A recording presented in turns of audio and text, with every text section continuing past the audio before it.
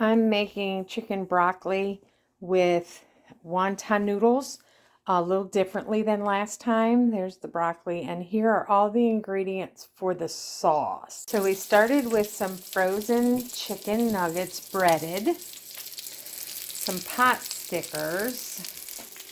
I have some rice cooking over here.